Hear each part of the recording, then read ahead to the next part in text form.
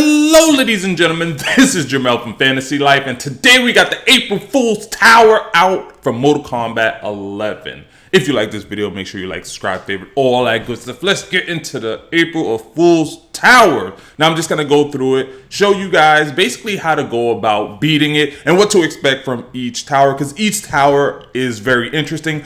And this is a good freaking event because you unlock a crap ton of stuff. Brutalities, taunts, you unlock a shit ton of stuff. So yeah, I'm definitely feeling this tower. They also bring some interesting gameplay. So look, as you can see there, you got yourself a little T-Rex. Now, you're not actually fighting the things that you see here, which that's what I originally thought. I thought I was going to be fighting a T-Rex. I thought I was going to be fighting this meat person, average guy. The last two are interesting. So that's actually the guy from the crypt. I thought I would be fighting the guy from the crypt. I was like, holy shit, I'm fighting the guy from the crypt. Holy crap. And then the other one is Shinnok. And I was like, holy crap, am I going to be fighting an AI Shinnok? I thought he would play like Mortal Kombat X, but no, they're just pictures there to kind of confuse you or whatnot. So the first one's actually pretty interesting. You're fighting Jade. It's pretty kind of sort of straightforward. She does kind of go invisible, but there is like a little purple aura again around her. Now, I wouldn't recommend using any sort of consumer rules for this particular fight, because if you use a consumer rule, they're not gonna count it. Basically, they're just gonna give you those two little sand things. Now, the things with those two little sand is if you hit her with it, it reveals her. So like you hit her with the sand and it reveals her. It's basically, other than that, it's a straightforward fight. You don't really need the sand to reveal her. I mean, you can beat her up just fine without it. You can still kind of see her. The biggest issue on that was the floor, the little tremors. Those things do a lot of damage. They do give you a hint on when they're about to happen, but you would have to kind of jump, because if you don't, it's going to do a lot of damage. So you unlock a lot of stuff, and this is one of the reasons I like this Tower of Time. So you unlocked a bunch of Jade things. I got a little icon, and I got this little background that says "Kick Me," which just sounds like something that Johnny Cage or Cassie would put behind like Jackson Briggs or something like that. Then you have this little meat guy right here, this little human, and this one was really interesting. This one actually threw me off. I originally went in with it with Noob, but that didn't work. What you find out really quickly is you're not playing the character you pick. You're playing the other person. So in this particular case, you're fighting Johnny, but you're not fighting Johnny. Even though I picked Spawn after eating a couple losses with Noob, because Noob just wasn't getting it done for whatever reason, I picked Spawn, and me as Johnny have to let the computer I pick beat me, basically. So with this particular tower, you're gonna want to pick somebody who can do a lot of damage with just a few touches. That's why I picked Spawn, because Spawn can dish out a lot of damage in just a few touches. And you basically just got to stand there. Now, it's a little harder than it looks, because if the computer's not punching back, you're going to end up losing. Like, if the computer AI you pick to beat you isn't fighting back, you're going to end up losing, because a lot of the stuff that hits the computer actually gives Johnny more health. So that means the computer has to dish out more hits. So as those little things is hitting Spawn, me as Johnny is getting more health. As you can see, Johnny never hit back, because that's me playing Johnny. I'm just letting the computer beat me. And then once the computer beats you, then you get past. So that was actually pretty interesting. A little frustrating because my computer wasn't fighting back. I was so annoyed. Like, that's why I switched from Noob, because Noob just wasn't getting it done. You get a Serena icon, so that's actually pretty cool. You get a new background.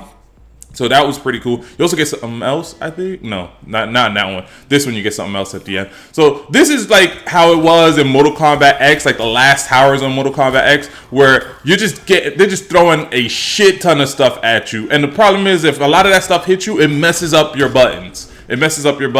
So like if you get hit, like your up might be down, your forward might be back and stuff like that. Your 1 might be a 4.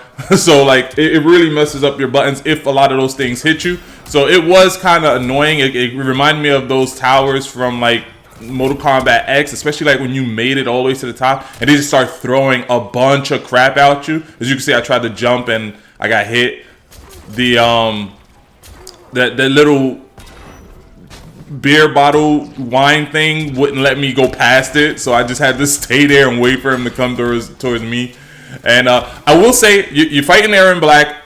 This Aaron Black, I believe, has the command grab. He does that command grab a lot too, and that command grab does a lot of damage. But other than that, the fight is fairly straightforward. You just got to deal with a lot of the crap that's coming at you. Because if it hits you, it could do some damage to you. And a lot of them can mess up your buttons, so where you're like, you don't know what button does what, and that can really throw you off. So this one you might end up playing a few times, but it's straightforward. You just gotta try to deal a crap ton of damage extremely quick on them before those things hit you up. So this is what you unlock after you beat that one. I'll let this one play out a little bit too long. So you actually unlock a lot of stuff, and that's why this tower was actually pretty cool. So you unlocked a bunch of stuff, noob taunts. Then you have the card for the mocap, and then you had like I believe that was a background as well. And then you go into the other one which has Shinnok on it, and this one is not hard, but it's not easy. I recommend using a consumable, something that's going to heal you in particular. I would also probably use one that would attack the other opponent, because it's not just a straightforward fight, it's a gauntlet. You're going up against like 6 people back to back to back. So, and there's those things there that I'm not sure what you do. I know when you pass them, something happens. It's kind of like a magnet when you pass them that's trying to pull you back in. I think if the computer stays out of that range for too long, they explode. Because as you can see, Scorpion was just beating me, and then all of a sudden he exploded. But it's basically a gauntlet. You just gotta just fight. I would recommend picking somebody who's gonna do a lot of damage, like one of your best people that you know can do a lot of damage very fast, and just go in with them. Those things do explode. They do kind of mess you up a little bit. But again, as long as you have something to heal yourself with, and like something projectiles to throw at the consumer rule projectiles to throw at the computer, like if they do get you into a combo, you can interrupt their combos with throwing out the projectiles.